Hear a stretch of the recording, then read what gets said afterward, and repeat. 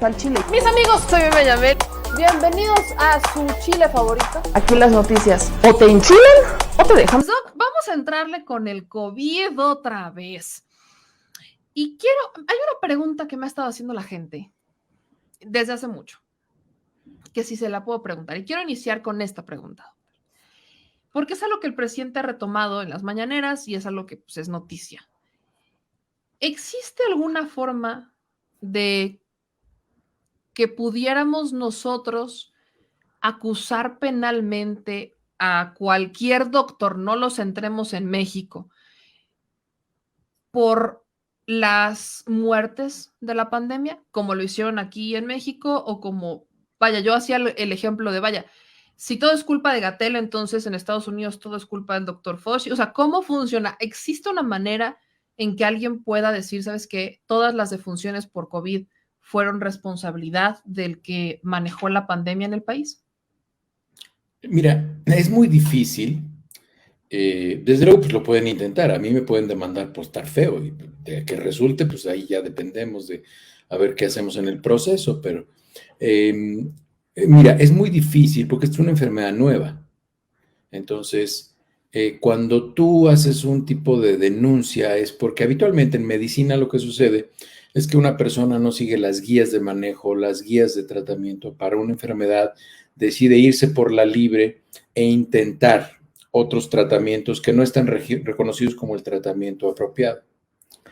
Incluso si México hubiera decidido no vacunar a las personas hasta que hubiera disponibilidad de una vacuna reconocida como tratamiento, que eso nada más existe, por ejemplo, para Pfizer, que es la única que la FDA reconoce como tratamiento, si hubiera querido irse por ahí, lo hubiera podido hacer.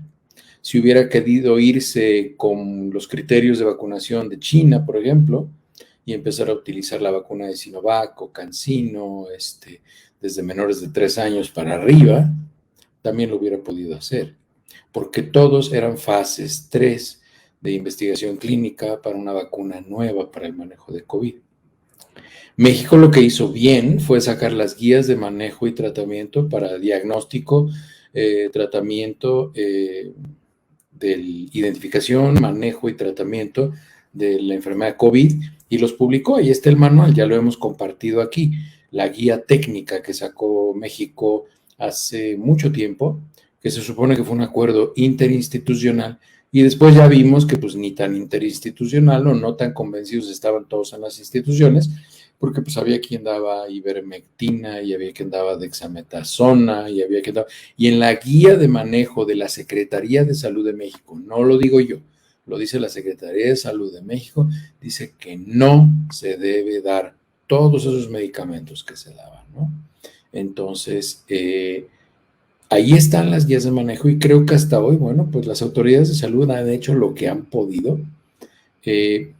A mi gusto deberían comprar más medicamentos, deberían vacunar también a los niños, pero pues hay decisiones que ya se toman a muy altos niveles, en un nivel de complejidad muy alto, y a veces la razón más frecuente por la cual un país no compra vacunas o medicamentos, porque no tiene dinero, o no tiene dinero para eso, no lo asigna para comprar eso. Entonces, es muy difícil que alguien lo pueda denunciar. Claro, está denunciado, o sea, hay denuncias de lesa humanidad contra el director de la OMS, por ejemplo, porque no logró que el COVAX, que era un sueño de equidad en las vacunas a nivel mundial, fuera una realidad. Y como no lo logró, pues hay gente que lo está acusando de ineficiente, exigen su renuncia y o sea, todo esto que ustedes están oyendo aquí, pues igual en España con el doctor que estuvo a cargo, igual aquí en Estados Unidos con el doctor Fauci, también lo están haciendo. En fin,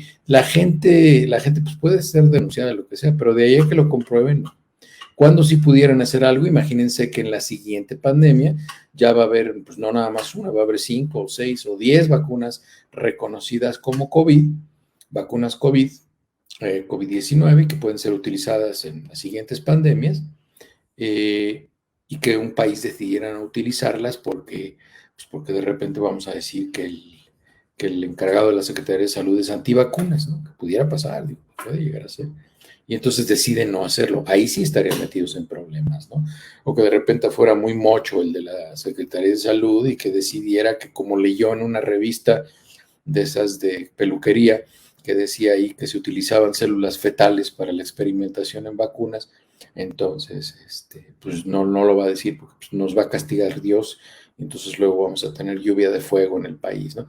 Porque digo, hay de repente cada desquiciado que llega a posiciones de poder, lo pudiera hacer. Bueno, a esa persona sí se le puede fincar responsabilidad porque no está utilizando ni las guías de tratamiento, ni los tratamientos reconocidos, ni las vacunas reconocidas para determinada enfermedad. Pero en este caso no, nada más es ruido y digo, están ejerciendo su derecho de hacer algo, pero es como si yo, no sé, un día yo le decía a alguien, mira, es tan absurdas esas denuncias que están haciendo, que es como si denunciáramos al presidente porque hay más pobres. O sea, ¿a dónde vamos a llegar con eso? Pues esa era una pregunta que me estaban haciendo desde hace mucho, entonces quise empezar con ella. Pero ahora vamos a un tema que es más técnico, doctor, y tiene que ver con un tuit que de hecho vi que puso usted el 14 de febrero, que tiene que ver con los refuerzos de las vacunas ARN, en donde se habla de que disminuyen efectividad después de 4 meses. ¿Cómo funciona? Porque aquí todavía tenemos muchas preguntas de personas que se van a aplicar refuerzos. Hay quienes dicen, si tengo hepatitis, ¿me la puedo aplicar? ¿Cuánto tiempo viene el refuerzo y luego me tengo que aplicar otro refuerzo? ¿Cómo va a funcionar? Y partamos con esto. Sí se han fijado todos ustedes qué vacunas han sido las que necesitan un refuerzo, 2 refuerzos, 3 refuerzos, 4 dosis. Es decir, necesitan 4. Al principio nos dijeron que eran 2 dosis el esquema. Y luego ya nos dijeron, bueno, se necesita una tercera. Bueno, ahora se necesita una cuarta. ¿Qué vacunas son esas? Son las vacunas ARN. Hemos visto a lo largo de esta pandemia, estas vacunas son relativamente nuevas para una enfermedad emergente como esta. Estas vacunas ARN ya las estaban ensayando desde hace 14, 15 años. Lo platicamos aquí, ¿se acuerdan? Se los adelanté, que más o menos como a mediados del año pasado iba a salir la vacuna de malaria y la vacuna de HIV, se los dije aquí, y así fue. Ahora, ¿qué vacunas son estas? Pues son vacunas ARN que se han estado ensayando.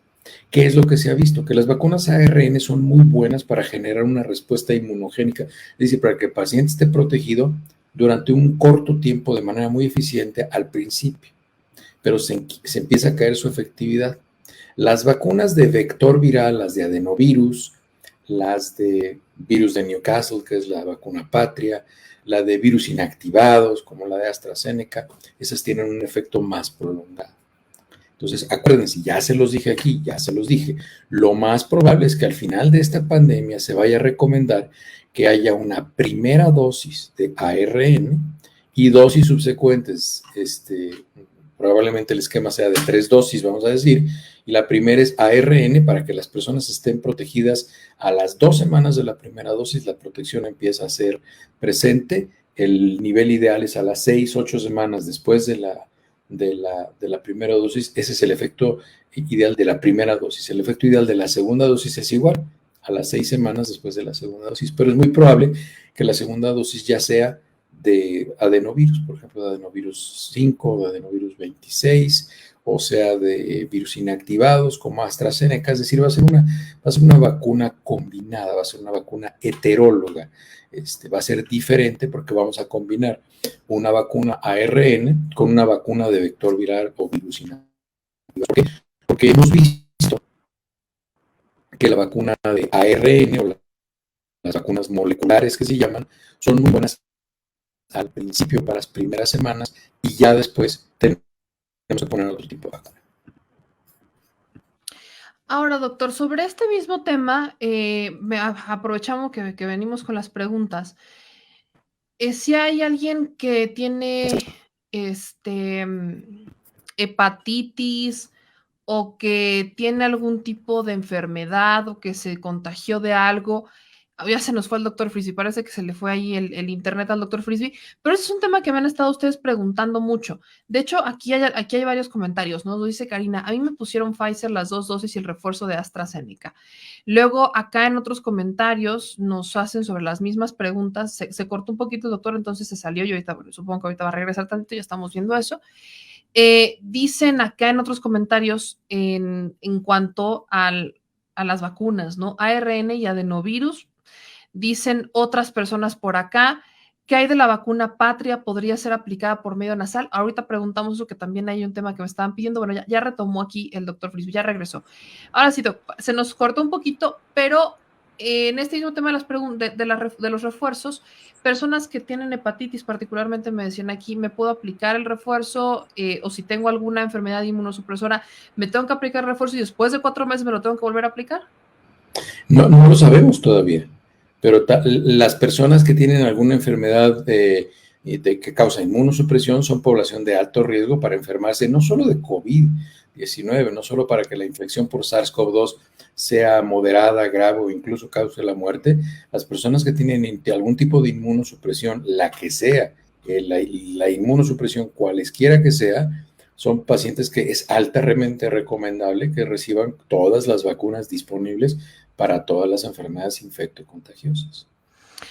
Doctor, aquí me hicieron una pregunta sobre vacunas y es que dicen que si podría, aquí nos pregunta Héctor, ¿qué hay de la vacuna Patria? ¿Podría ser aplicada por medio nasal? Hay un protocolo que se está haciendo para la vacuna nasal. Es una nueva forma que se está ensayando y se está ensayando por diferentes razones. Acuérdense que está la velonefobia, que es el miedo a las agujas, y hay muchísima gente que racionaliza su terror, su miedo hacia las agujas, y entonces empiezan a buscar razones para no vacunarse, y les digo, lo racionalizan, dicen que no, que porque tiene mercurio, que porque esto y que lo otro, o sea, porque no quieren aceptar que les da miedo las agujas. Ese es un grupo importante de personas. La otra es que, bueno, la absorción nasal es una absorción importante y después hay virus, por ejemplo las variantes que teníamos como delta, alfa, todas esas variantes tenían un sitio de replicación predominantemente en la nasofaringe, la orofaringe. Ahí se encontraban en concentraciones muy altas y a nivel pulmonar también estaban los receptores por los que se metían a los receptores de angiotensina 2. Entonces, por eso es que las pruebas eran muy altas cuando se hacían por muestras nasales y luego con Omicron se tuvieron que hacer orales. Entonces, también por eso, porque la vacuna puede tener un efecto mucho mejor en algunos casos a través de la vía nasal. Entonces, sí, claro, se está ensayando un brazo de investigación de la vacuna Patria, es a través de la vacuna nasal, también CanSino lo está ensayando de esa forma, y que pues son de alguna manera similares. Ambas vacunas son de vector viral. Una es del virus de Newcastle y el otro es del virus de adenovirus 5. Aquí nos pregunta Sandra Márquez que qué pasó con las otras cepas, que si el Omicron se las comió. Sería variantes, ¿no? Son variantes, no son cepas. Son cepas y además es con C. Son cepas y no son, nada más tenemos una cepa. Las otras variantes, sí, claro, lo que pasa es que si Omicron empieza a ser mucho más eficiente para reproducirse, pues desplaza las otras variantes. Acuérdense que si tienen Twitter, métanse a la página del Consorcio Mexicano para identificación de la información genética de los virus, y ahí les puede enseñar muy bien cuáles son las variantes predominantes que hay en ese momento en México, y es información muy útil, ¿no? Es información muy útil. Déjame ver si puedo pasarte el último que copié y que bajé aquí en mi computadora. Aquí está, sí, es este. Es el Consorcio Mexicano de Vigilancia Genómica. Aquí te lo voy a poner, déjame abrir también el WhatsApp y te lo pongo aquí en WhatsApp para mandárselo. ¿Se lo mando al productor o te lo mando a ti? Como quiera, Doc, ahorita sí está acá. ¿Ahorita sí está trabajando? ¿No anda de vago? Sí, no, hoy sí andan trabajando de este lado. Que fíjese que le gustó mucho la noticia de la vacuna nasal. Sí, pues que es de Zacatlán de las Manzanas, ¿verdad? Sí, es de Zacatlán de las Manzanas. Le da por bailar cuando le toca que vacunen. O cualquier inyección. Le gusta el jarabe tapatío.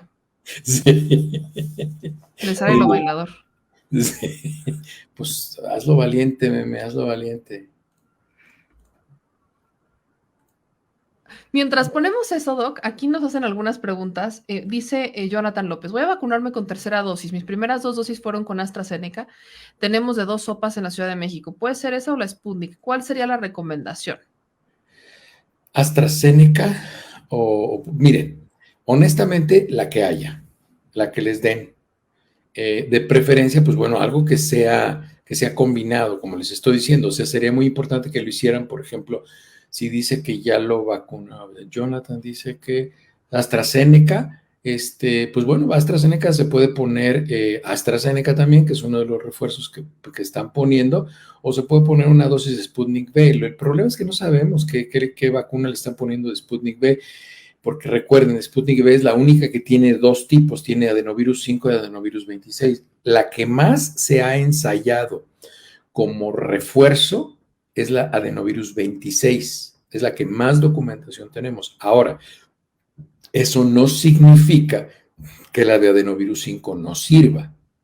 Lo que pasa es que no se ha ensayado tanto, pero hay que tener en consideración que, por ejemplo, hay países en los cuales se han ensayado dosis de refuerzo con adenovirus 5, como el caso de la vacuna CanSino. Se les pone la primera dosis, que se supone que es un esquema completo, y después ya se ensaya también una segunda dosis con adenovirus 5, o sea, la misma de CanSino, y el resultado inmunogénico en los pacientes es muy bueno, o sea, porque no hemos visto cascadas de pacientes que se hayan vacunado así y que hayan resultado enfermos, ¿no?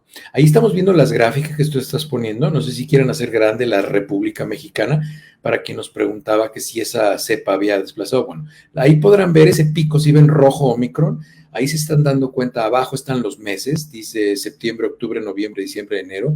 Bueno, pues de septiembre a diciembre prácticamente teníamos diferentes linajes de Delta, no son cepas, son variantes. La misma Delta tenía linajes, es decir, está el AY20, AY26, AY100, y después, a finales de diciembre, principios de enero, Omicron empezó a crecer, ¿ya vieron? Y entonces empezó a desplazar todas esas variantes, y ahorita la mayoría de los casos, prácticamente todos los casos son Omicron, ¿no? Tenemos Omicron, tenemos el linaje B1 y tenemos el linaje B2. Esos son los que tenemos de Omicron. Entonces, sí, efectivamente, los ha desplazado porque, bueno, pues pues porque bueno, pues es que se reproduce, es más afín a los receptores de angiotensina 2, se reproduce de manera más eficiente y es por eso que ocupa la mayoría de los casos. Doctor, ¿qué va a pasar? O sabemos, hoy se hablaba de una reducción de un 48% ya aquí en México de los casos que se han estado reportando. El doctor Gatell decía, bueno, así como llegó, así se tiene que ir, pero ¿han surgido nuevas variantes después de Omicron? No predominantes. Sí han surgido otras que son variantes de interés y todo esto, pero no son predominantes. Entonces, hasta el momento no tenemos que preocuparnos. Hasta ahorita no ha salido una variante que sea resistente a las vacunas, que realmente sería lo que nos importaría.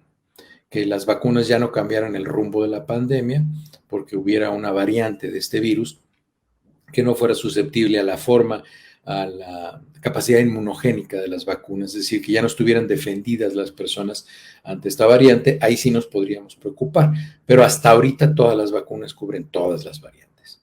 Acá hay otra pregunta que nos hace Karina Ramrue, donde dice, pregunta, mi refuerzo fue AstraZeneca el día martes, pero el viernes me contagié de COVID, ¿pierde efectividad? ¿Necesito volverme a vacunar? No, o sea, supongo que se infectó el martes siguiente a que se vacunó, ¿no? O quizás habla de que se presentó síntomas el viernes, quiere decir que ya habría estado... Si se vacunó enferma, pues no es el lapso ideal. Recuerden, el lapso ideal para vacunarse es 10 días después de haber iniciado con síntomas y 24 horas por lo menos sin fiebre. Ese es el momento ideal después de haber presentado una infección. Entonces, pues no fue el momento ideal. Ahora, Karina, si tú te infectaste el viernes siguiente de que te pusiste la vacuna el martes, pues no pasa nada, no te preocupes. Y las personas que no supieron, o sea, que no presentaron síntomas y empezaron a presentarlos después de que se vacunaron, ¿qué pasa con estos casos? Siguen protegidos, la verdad es que siguen protegidos. No es la inmunogenicidad ideal y no es la forma ideal de recibir la vacuna, pero sí siguen teniendo efecto. Recuerden que por ahí ya les he comentado que hubo un estudio que se hizo, al principio de cuando se empezaban a aplicar las vacunas y se les tomaba una muestra nasal a las personas que así lo aceptaban en la fila, en la línea para ponerse la vacuna. Y entre el 17 y el 19% de las personas que estaban ahí formadas y que aceptaban la vacuna, es decir, casi 1 de cada 5, estaban infectadas y eran asintomáticas, pero estaban formadas para irse a vacunar. Y entonces se descubrió que más o menos eso sucedía al principio. Ahora, con una variante tan altamente contagiosa como Omicron, yo esperaría que ese porcentaje subiera probablemente a 25 o 30%. Entonces es muy probable que las personas que están yendo a ponerse una vacuna de refuerzo o a terminar su esquema, es altamente probable que vayan infectadas y probablemente sean asintomáticas. Recuerden, asintomáticos van a ser 8 de cada 10 pacientes. Y doctor, por ejemplo, aquí nos dicen en los comentarios que si podría hacer énfasis en el tema de las personas que tienen hepatitis, si se pueden o no vacunar, que no le entendieron muy bien. Deben vacunarse. La hepatitis es una enfermedad infecciosa que sí es, que es crónica y habitualmente la hepatitis que más le preocupa a las personas es la hepatitis C. La hepatitis C se relaciona con cirrosis, con cáncer de hígado, en fin. Esas personas se tienen que vacunar. Sin duda. Ahora, ok. Ahora acá hay otra pregunta que nos hace. Nos dice, tengo 2 dosis de AstraZeneca, ¿me conviene usar una dosis de refuerzo? Veo que hay muchas preguntas que tienen que ver con si se pueden poner uno u otro refuerzo o qué refuerzo les conviene. El que haya y combínenla si es posible. Por ejemplo, AstraZeneca es de virus inactivado y Pfizer es de ARN. Entonces, así ya tienen. ¿Por qué se recomienda esto? Porque es como si ustedes invitaran al sistema inmune a generar inmunidad por 2 rutas diferentes. Entonces, si una no fue tan eficiente o fue buena, la otra también lo va a hacer y se van a complementar y la respuesta inmunológica final va a ser muy buena. Entonces, que esa es la finalidad de poner un refuerzo, ¿no? Que se incremente un poco la respuesta inmune en la persona que ha sido vacunada, ¿no? Nos dice Bernardino que si es posible contagiarse después de haberse vacunado, algo similar al caso que nos decían hace ratito. Dice, yo lo hice y a los 3 días me dio una especie de catarro y tos con leve incremento en la temperatura que no se me quita por nada, o es reacción. ¿Cómo diferenciar una reacción o secuela de la reacción de la vacuna o secuela o lo que sea con el COVID, con COVID? Porque habitualmente las reacciones secundarias de las vacunas son de presentación súbita, es decir, se presentan las primeras 6 a 8 horas y desaparecen a las 72 horas la mayoría de ellas, ¿no? Al contrario de que si están infectados por COVID, bueno, pues los síntomas persisten por 4 o 5 días. Si es la variante Omicron, recuerden, van a tener dolor de garganta, cambio de voz, escalofríos, picos febriles, dolor muscular, mucha fatiga. En la noche van a sudar muchísimo. Esas son las presentaciones y eso pues no lo causa la vacuna, ¿no? Nos preguntan acá que por qué duele el brazo, ¿no? Aquí tengo una persona que me insiste mucho en preguntarle que por qué duele el brazo después de la vacuna. Porque se genera una respuesta inflamatoria local y la vacuna tiene capacidad de destrucción de algunas estructuras, tiene alguna capacidad de lisis, es decir, rompe algunas estructuras, causa una inflamación, que hace una reacción ahí. Pero eso no significa, si tienen mucho dolor, no significa que su reacción inmune va a ser mejor o menor, porque luego hay personas que se preocupan y dicen, es que yo no tuve síntomas cuando me pusieron la vacuna. ¿Será que estaba buena o será que se había pasado o se había echado a perder? ¿Se acuerdan que al principio salieron unos casos, me contaba Rocío, lo busqué en internet, unos casos muy lamentables de personas que les inyectaban aire o no las vacunaban, no les ponían nada y luego dijeron que fue un error y ¿se acuerdan que había una enfermera que no se lo puso, en fin, todo esto? Bueno, pues eso despertó que hubiera así como que un pico hubo una elevación de casos de sospecha, pero luego ya se disminuyó porque pensaban que les inyectaban agua o que no les inyectaban nada o que les inyectaban, porque desafortunadamente hubo por ahí casos esporádicos.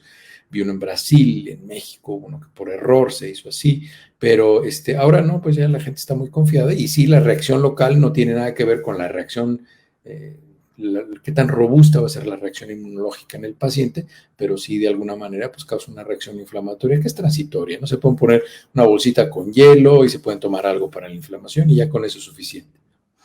Y voy con la última pregunta, también tiene que ver con esto, con las vacunas. ¿Las personas alérgicas a penicilina y sulfas que tuvieron anafilaxia pueden recibir vacuna? Claro, el ser alérgico y tener una reacción anafiláctica a penicilina y sulfas significa que no pueden recibir penicilina y sulfas, pero no tiene nada que ver con ninguna vacuna, ni con esta ni con ninguna otra. Aquí nos dice Zaida que por qué quitaron la ergotamina por reacción de COVID. La ergotamina es un medicamento vasomotor, es decir, causa cambios en el tamaño de los vasos sanguíneos, y yo no he visto que la ergotamina sea un medicamento que se recomiende para manejar COVID. Yo no sé por qué le dieron ergotamina. Aquí nos pregunta, esto también tiene Pablo, dice, saludos y pregunto de que la vacuna ARN les quita malestares a las mujeres con menopausia. ¿Existe evidencia de eso? No, se han estudiado muchos factores, pero incluso fíjense que las vacunas ARN y la vacuna de AstraZeneca causaban efectos ginecológicos después de ser aplicadas. Incluso creo que aquí ya lo comenté, hay un programa en mi canal que estuvo dedicado exclusivamente a eso, efectos ginecológicos secundarios relacionados a la vacunación COVID. Incluso hice una encuesta en Twitter respecto a ello, y creo que así se llama, efectos secundarios ginecológicos post vacunación COVID. Está en mi canal de YouTube, lo pueden ver, y sí, los cambios que genera es que son irregularidades menstruales, la menstruación la hace más abundante, se adelanta, a algunas pacientes se les va la menstruación, dolor en el pecho, incluso a muchas pacientes en el sitio de la inyección les duele mucho más, les duele el pecho de ese lado y se les inflaman los ganglios axilares de ese lado después de la vacunación. Esos son efectos secundarios que me mencionaron algunas pacientes. Pues yo creo que seguimos viendo muchos temas que tienen que ver con con preguntas relacionadas con las vacunas. Lili, creo que es un buen testimonio. Nos dice, yo soy alérgica a la penicilina y no me pasó absolutamente nada. Tengo las 3 de AstraZeneca, como para quitar ahí el miedo. Exactamente. Entonces, déjame buscar, me están pidiendo por ahí el enlace del efectos secundarios ginecológicos. Mire, mientras buscamos eso, nos dice Zuli que cuando se vacunó con la primera y segunda dosis tomó paracetamol. ¿Se pierde protección si se toma el paracetamol? No se pierde protección. De ninguna forma. De ninguna forma. Dice Ernesto, hace 3 semanas tuve gripe, supuse que fue el bicho. Yo no me puse el refuerzo, ahora solo presento una leve tos. ¿Puedo aplicarme refuerzo? Sí, claro, sí, sin ningún problema, sin ninguna preocupación. Cuando fíjate que no tiene... Aquí nos dice Julieta, meme, yo tomo topiramato y olvidé preguntar si me podía vacunar y estoy muy adolorida. Sí, claro, sí lo puede tomar. ¿Tiene alguna relación con el dolor que pudiera estar teniendo en este momento? No, que está reconocido. No tiene ninguna relación. Gracias, Memo. Ya me mandó aquí Rocío el enlace, se los paso por acá. Te lo paso. Mira, ¿sabes qué? Se los voy a poner. No, yo nada más puedo leer los comentarios, pero no puedo escribir. Te lo mando. Sí, y lo mandamos como liga. Yo creo que ya lo habíamos compartido en alguna ocasión cuando hablamos justamente de por qué las mujeres empezaban a tener alteraciones en el ciclo cuando venía COVID o cuando les ponían la vacuna. Había muchos que me decían, o sea, que eran muchas mujeres que decían, es que tengo muy, muy adolorido el brazo, y eran más mujeres las que nos hablaban del brazo dolorido, que tenían algún tipo de irregularidad en el ciclo. Entonces, para también compartírselas, para que lo puedan ir a buscar a su canal. Que por cierto, doctor, ¿va a haber programa el sábado? Sí, déjame, ya se los estoy poniendo aquí. Fíjate que todavía no sé exactamente de qué lo voy a hacer. Estaba pensando hacer una actualización de vacunas después de que leí y publiqué publiqué ese tweet que tuviste ahí. Ya les puse el enlace ahí, efectos secundarios ginecológicos, ya les puse el enlace ahí en el chat de YouTube. Por si lo quieren poner. Ya se los puse ahí en YouTube. Pues allá lo tiene la gente, la audiencia, para que lo puedan compartir. Y también el productor ya le mandó la liga. O sea, el productor ya les mandó la liga desde las redes aquí de nuestro chat. Entonces, ahí lo pueden encontrar para que sea mucho más fácil. Mira nomás. Mira, échate, pero bueno, ponlo así, ponlo así. Que se vea la lonja. Pura galleta. El señor productor, no, hombre, ya, para tus pesares, hazte para allá. En vez de que vayan a compartir el video, le van a poner dislike. ¿Qué pasó? ¿Qué pasó? Pues bueno, si les gustó este video, no se les olvide dejar su like, suscribirse y activar la campanita. Manitas, suelta las manitas. Suscríbete. Suscríbete. Y si te gustó el video, suscríbete y compártelo, porque hay que descifrizar a la nación, ¿verdad? Al chile. Adiós. Discúlpenlo, tiene déficit de atención. Nos vemos.